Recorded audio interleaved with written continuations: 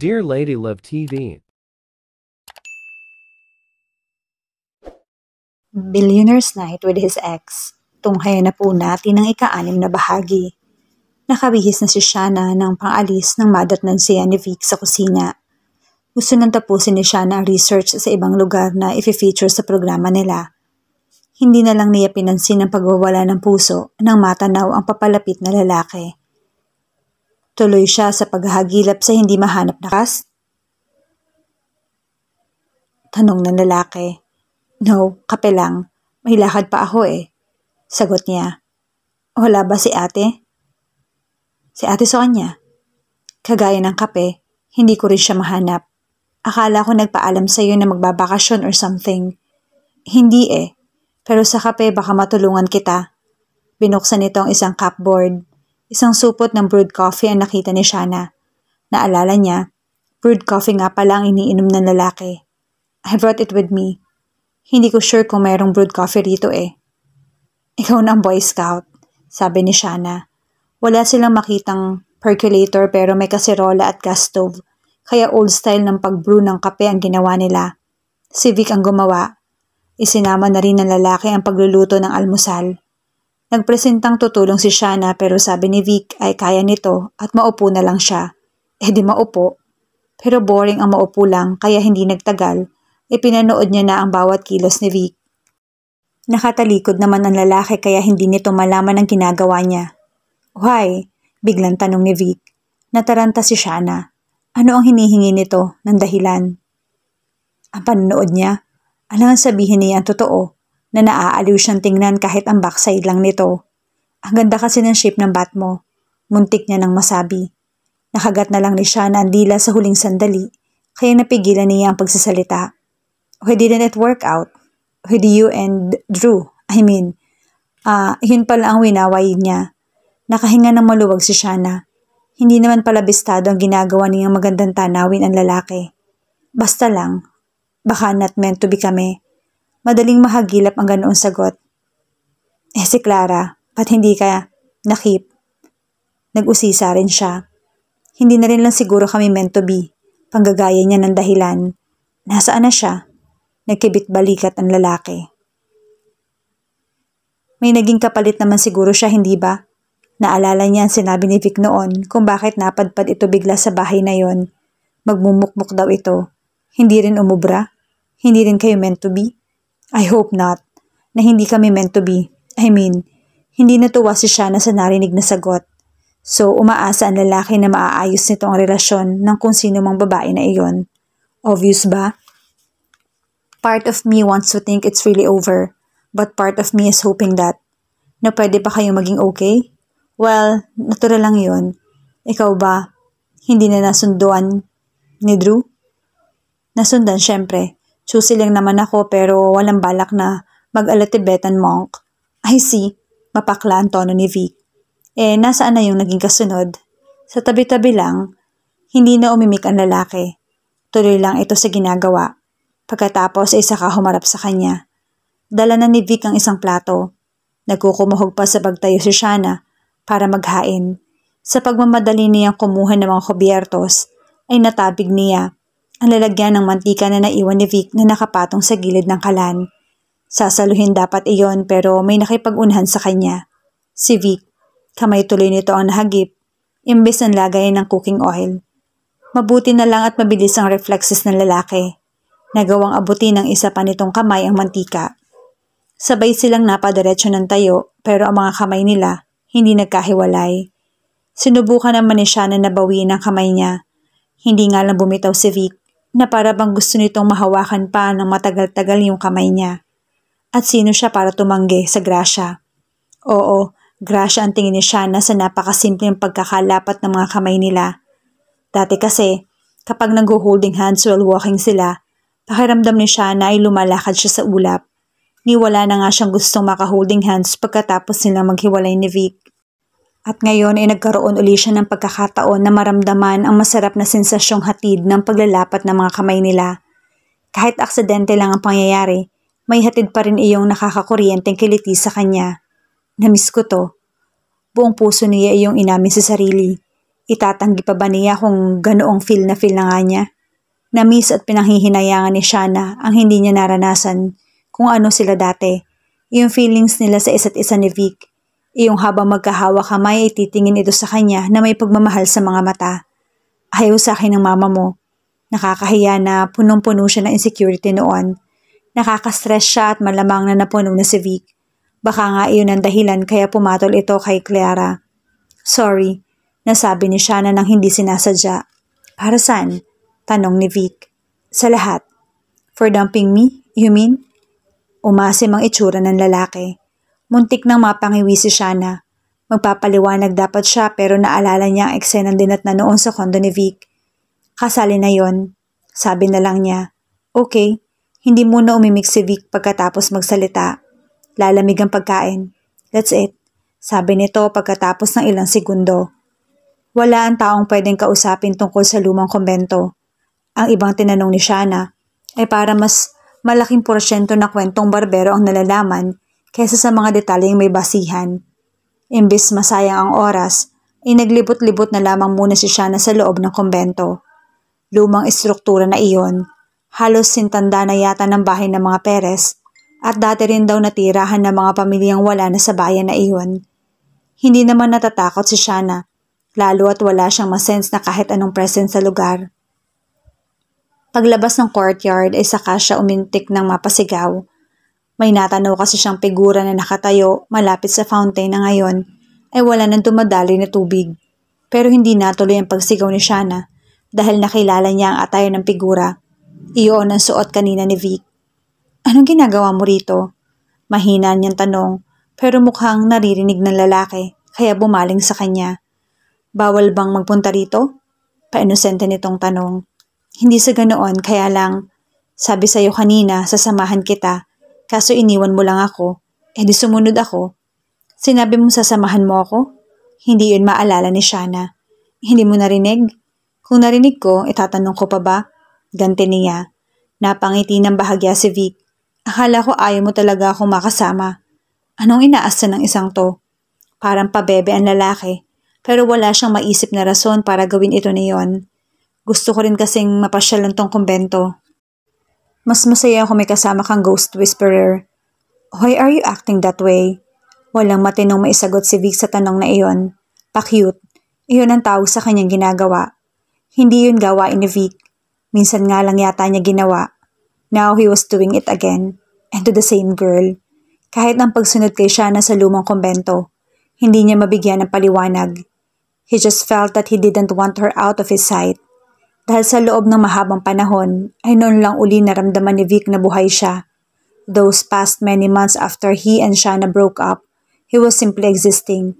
Dahil lang wala siyang choice. Buhay siya. Alangang hindi siya bumangon at gawin ang ginagawa ng mga taong buhay. But he felt like a robot.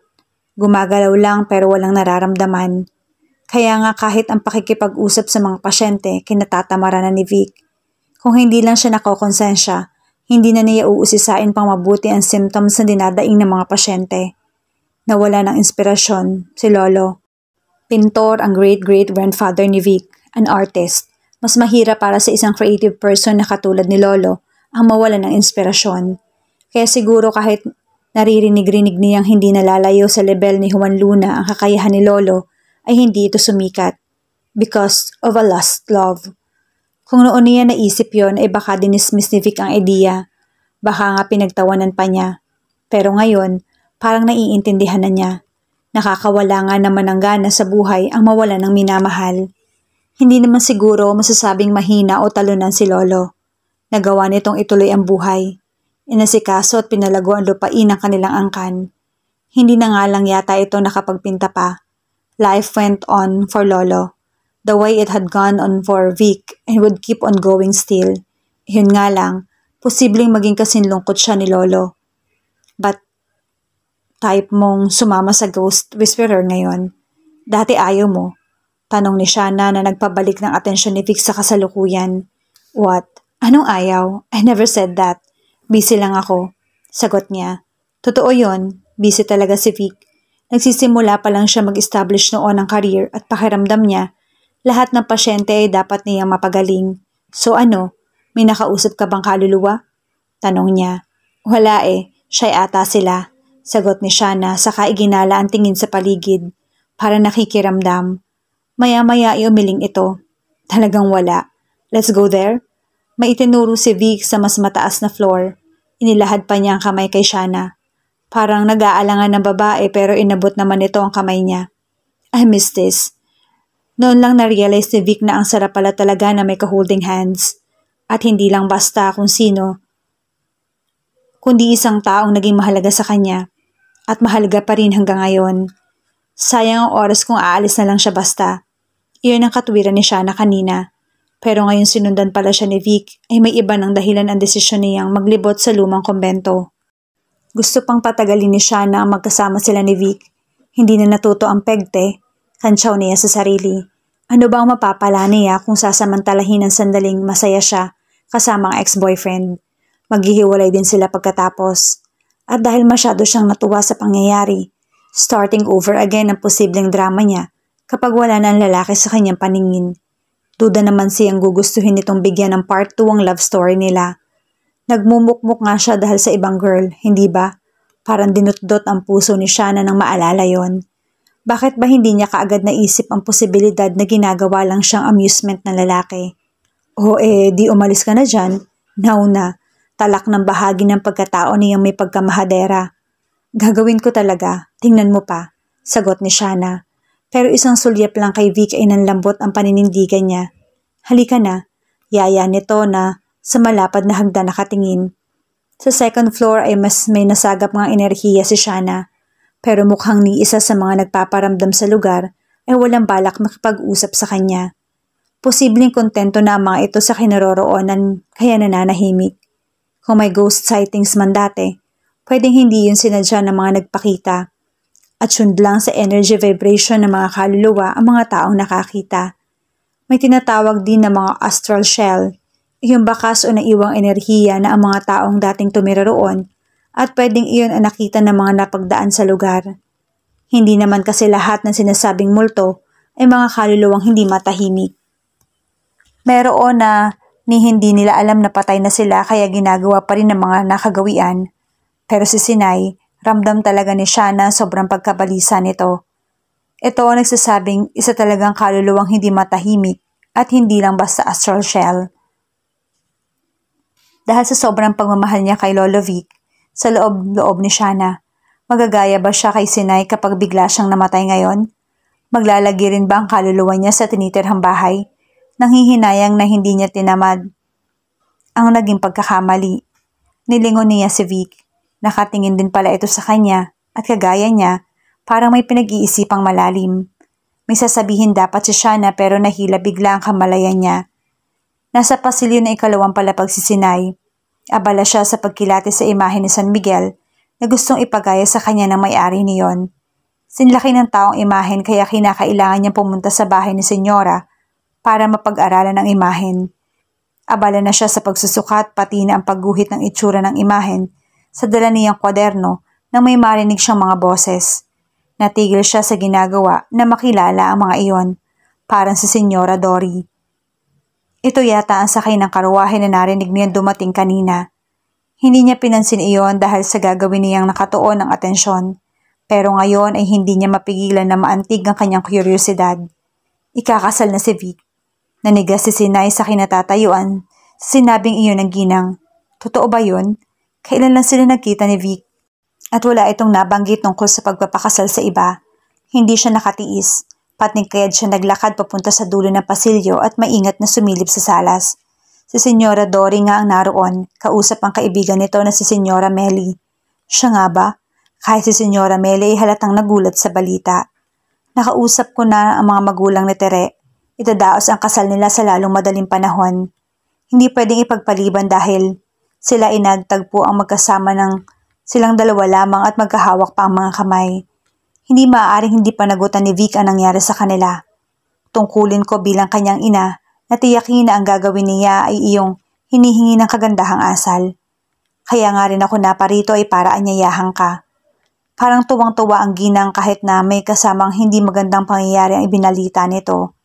Kung sa bagay, Mas si Tere ang magtatamasa ng pamiminta sa nangyaring iyon dahil ito ang babae.